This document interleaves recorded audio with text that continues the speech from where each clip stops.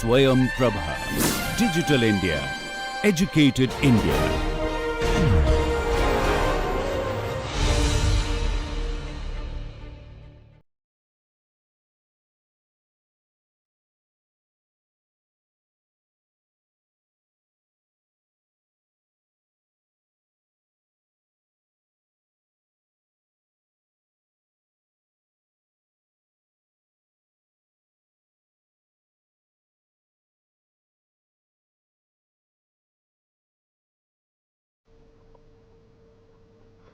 Good day everyone, welcome to the course on next generation sequencing technologies, data analysis and applications.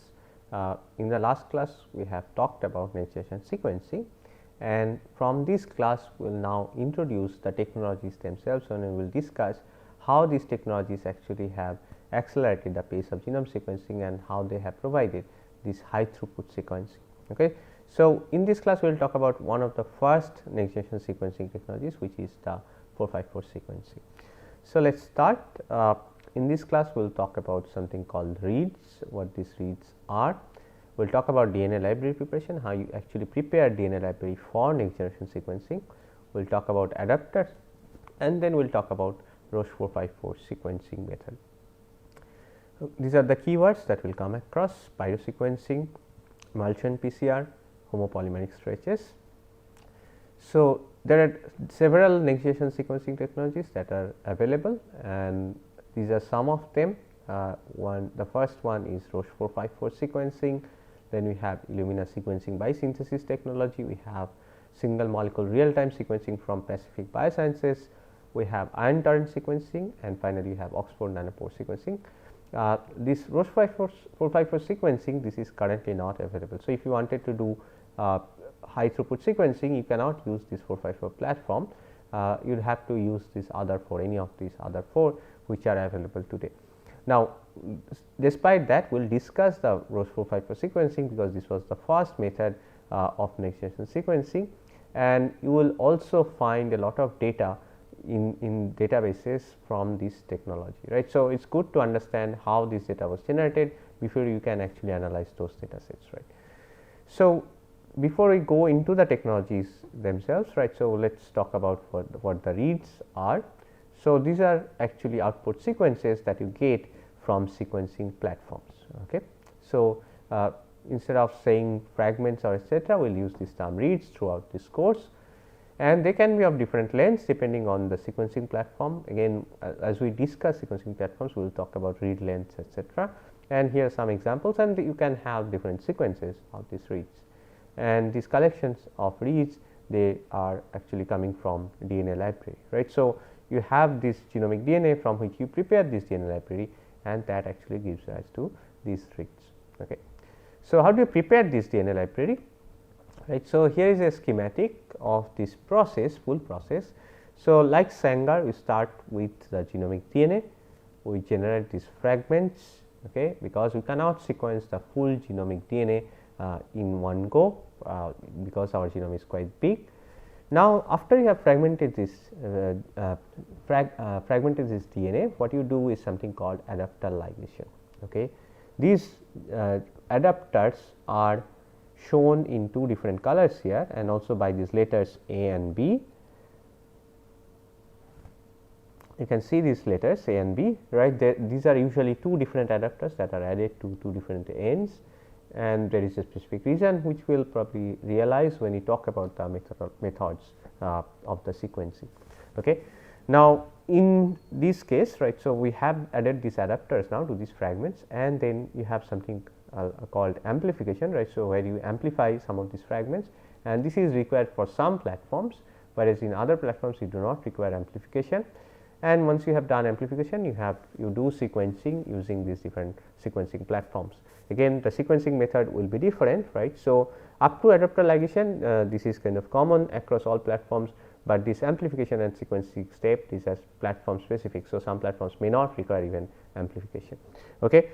All right. So, once you have this DNA library, right, you can also prepare this library using in vitro transposition. So, this is a different method than what we just discussed.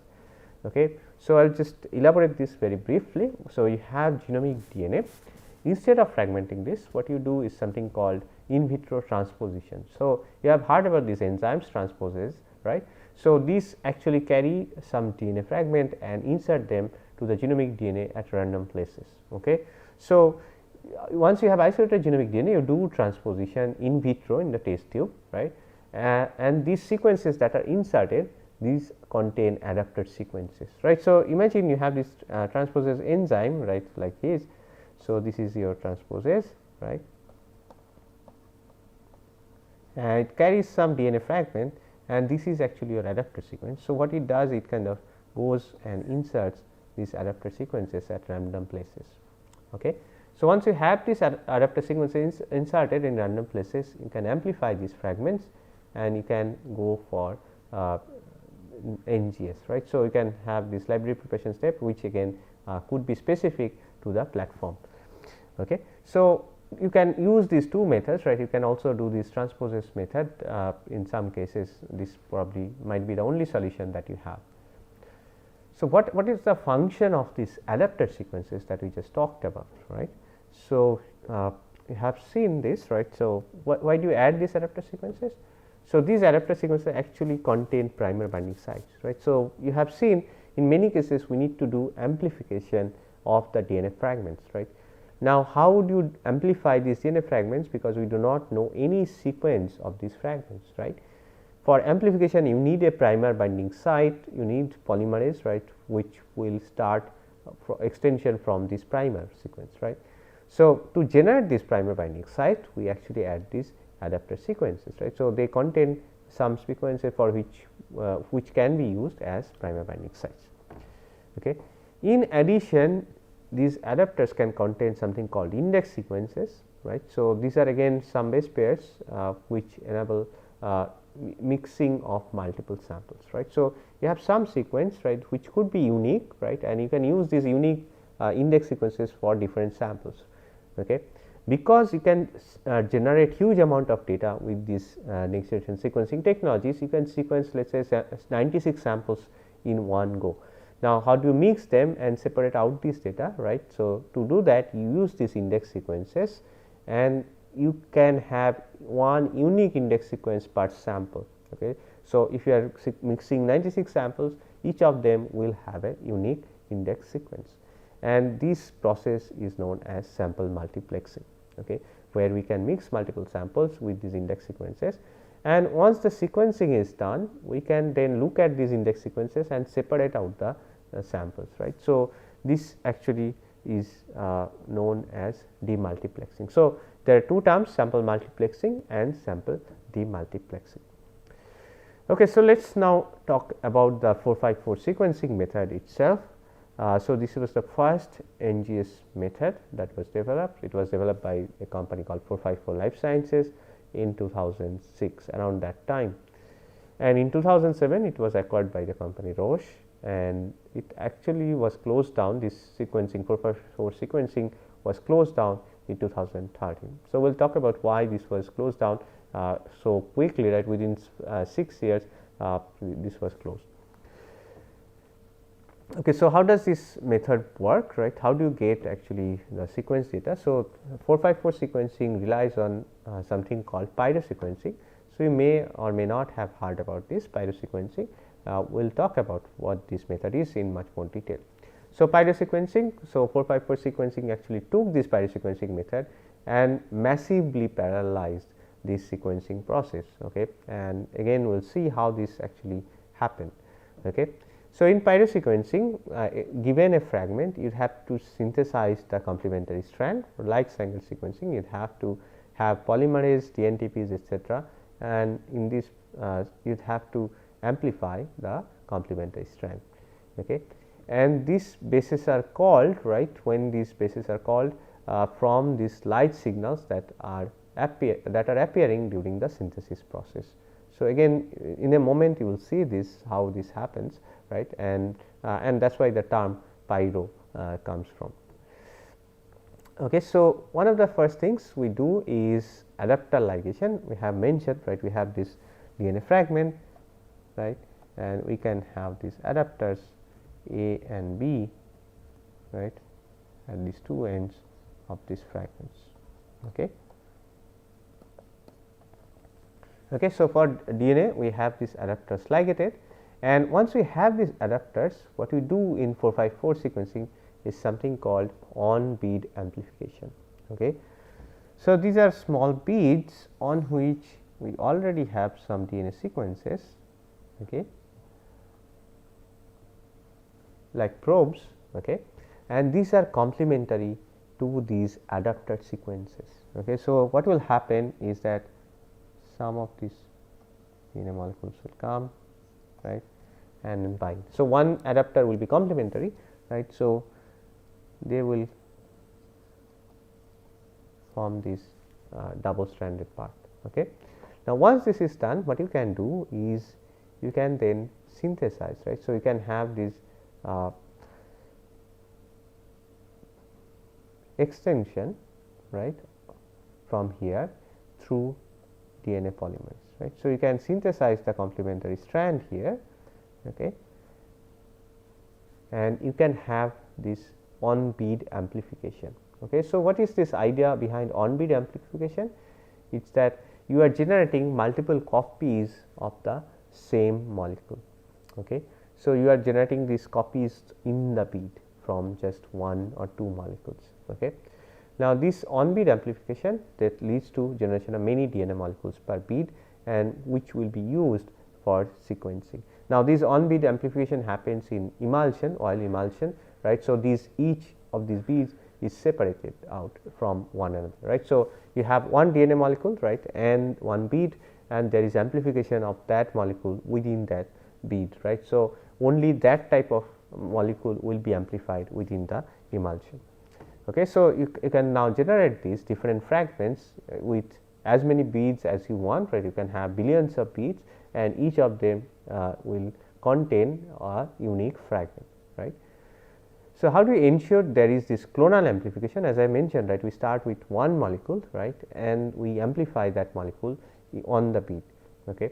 So, you have one DNA molecule per bead and per droplet or this emulsion, right, and this is optimized through trial and error, but sometimes this happens that you cannot get one molecule, you might get in some cases 2, 3 or more, and in that case there would be some sort of signal mixing during the synthesis process, we will see in a moment, and that signal has to be filtered, right. So, we cannot use that data where you see this signal mixing. Okay. So, the sequencing happens in picotiter plates. So, these are plates like this. Okay.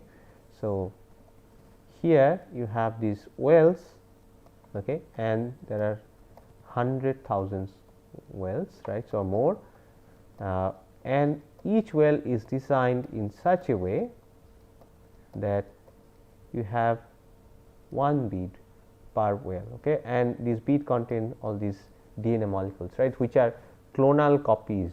Okay. So, copies generated from just one molecule, right. So, you can have these beads across these 100,000 wells, okay, and this is where the sequencing will happen. Okay. Now, you see how this whole process is parallelized, right. So, how do you actually make it high throughput, right. You are sequencing 100,000 molecules at once, right, instead of just one or two. Okay. So, as I said, hundreds of thousands of wells in the plate, you can have more, one bead per well, and parallel sequencing happens in these wells. Okay.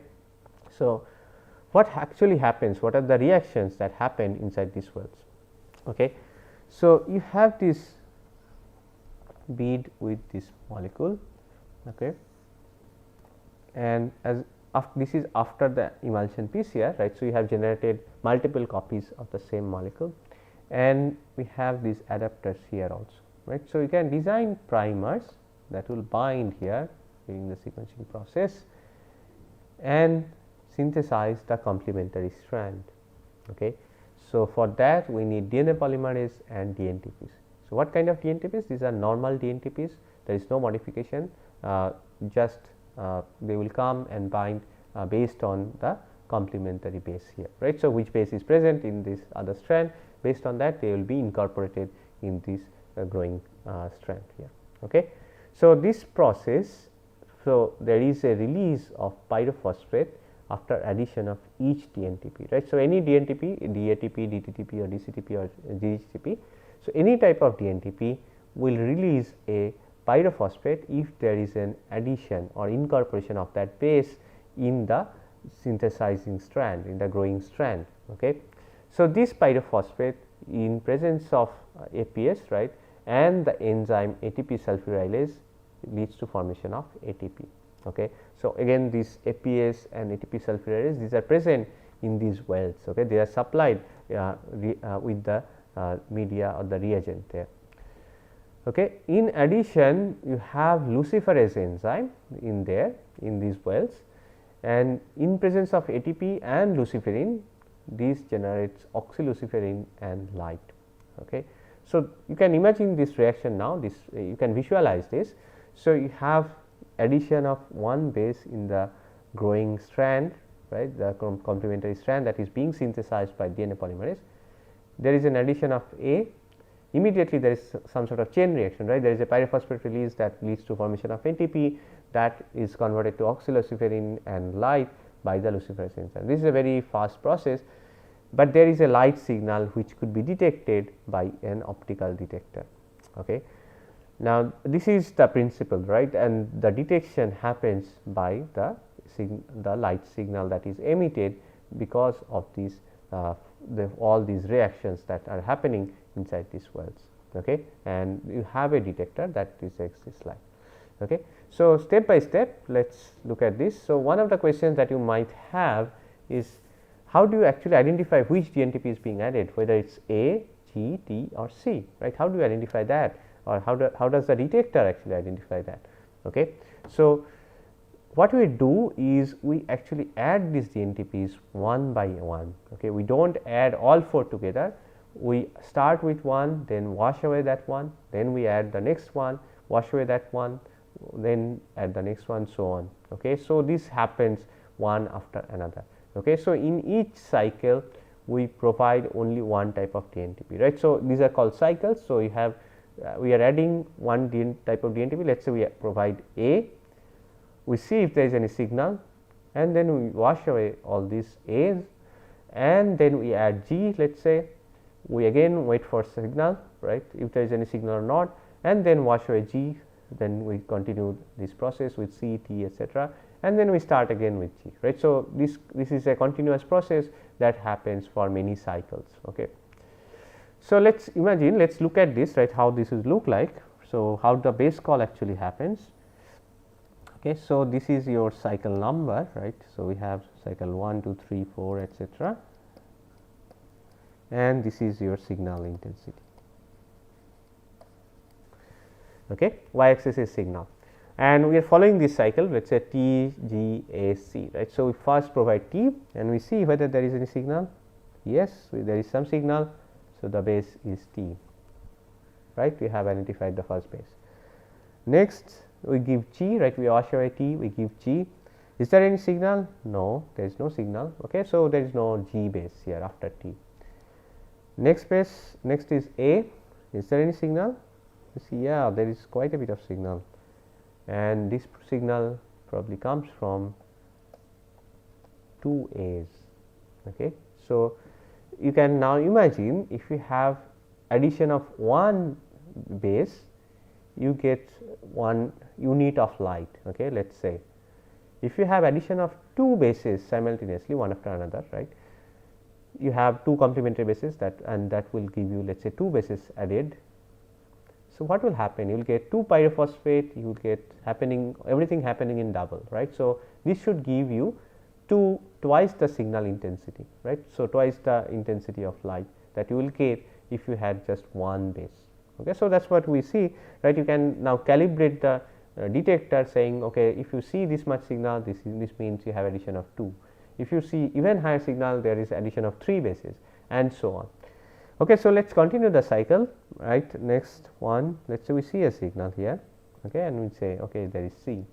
Okay, and then we go back, right, we go back to T again and we see whether there is signal. No. So, no T. For G, yes, let us say there is signal. So, G, and so on. So, we continue this process, right. You can run this for 100 cycles, 150 cycles, or as many cycles as you want, or before you start losing the accuracy. Okay.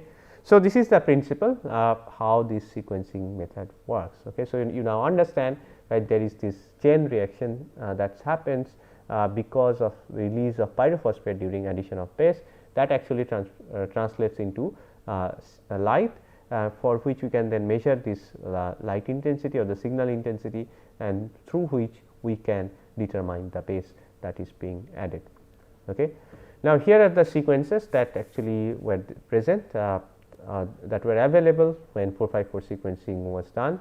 So, these are again slightly different chemistries, slightly different processes, right, and slightly improved ones. Also, the differences in throughput, right, how many sequences you can get in one experiment, right. So, there was this difference because sometimes you need less number of you have less number of samples, in some cases you have very high number of samples. So, depending on your need, you would use these platforms. Okay. So, these are the names of them and you could use them if you wanted to do 454 sequencing. What are the advantages of 454? So, this was the first method as I mentioned, right. So, it had tremendous popularity, right. So, there were many research work that has been done using this technology. The read length was about 500 to 600 base pairs and up to 1 kb in some cases, and this was longer than competition at that time. So, let us say on average it was around 500 to 600 base pairs. It had reasonably high accuracy, so about 99% accuracy. So, that is quite good, right. So, you had only 1% error in the data, but it also had some drawbacks. Okay. So, we will talk about the drawbacks. So, it was actually expensive compared to the competition that actually came later on. Okay. So, this competition came from other technologies that we will discuss later. And why this was expensive is because it was utilizing many enzymes and many substrates for the sequencing reaction. Okay. So, as you have seen, we have DNA polymerase, but in addition we have ATP sulfurylase, we have luciferase, then we have different substrates like APS, luciferin, DNTPs, right. All these reagents, they are quite costly, and on top of that, in every cycle of reaction we are washing away these enzymes, right, and reagents. Okay. So, which means we need a lot more than that is actually required if we did this process continuously, right. So, we are losing a lot of these molecules, enzymes. So, that made this process very, very expensive compared to the competition that we will talk about a bit later. Okay. And you had these washing steps as I just mentioned. So, that means we utilized a lot of these molecules. There was a bigger problem with 454, that is the signal intensity was not linearly proportional when the number of bases was greater than 6 to 8 in homopolymeric stretches. Right. So, there are regions in the genome where you see a single base repeated multiple times. Okay. So, this is quite common across human genome as well as other genomes. Right. So, one base like for example, A is repeated let us say 10 times, 20 times, right. So, you have these variations across these genomes. In some places it is maybe 5 times, in some places 8 times, in some places 12 times, some places 20 times, so on, right. These regions are called homopolymeric stretches. Okay. Now, what happens in 454, as you have seen, the signal intensity goes up, right. So, if you have addition of just one base, you have some signal intensity. If you have two bases, the signal intensity should be double, 3 bases, the signal intensity should be triple, so on, right. So, it should go up linearly. What we have seen, what the researchers had seen is that this signal was not proportional after certain length. So, after you have reached these 6 or 8 bases, beyond that the signal was not proportional to the number of bases anymore. So, which means you could not determine the exact length of the homopolymeric stretch. Okay. So, whether it is actually 10 or 11 or 12 or 14, that there used to be confusion. Okay. So, which means this method gave a lot of sequencing error around these homopolymeric stretches, especially insertions and deletions. So, we will talk about these different types of variance that we can determine. So, what it means is that we got more error in the data, sequencing data in these regions. Okay. So, here is a kind of a schematic of the whole thing, right. As you can see, okay. So, x axis is number of bases in homopolymeric stresses as I just explained, and then you have y axis, you have the signal intensity, and in the initial part up to 6 8 is linearly proportional, right. The signal intensity linearly proportional to the number of bases in the homopolymeric stage, but then after that it slowly starts to saturate, right. So, as you go along, right, as you go beyond these 12 bases, what will you see is that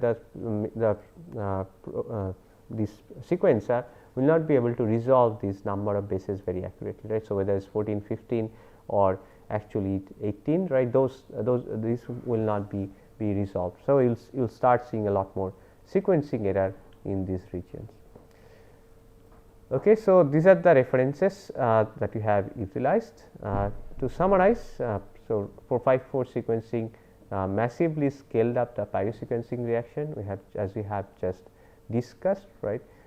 This scale up process actually involved these on bead amplifications. So, we start with DNA fragments and then we do something called emulsion PCR in this oil emulsion.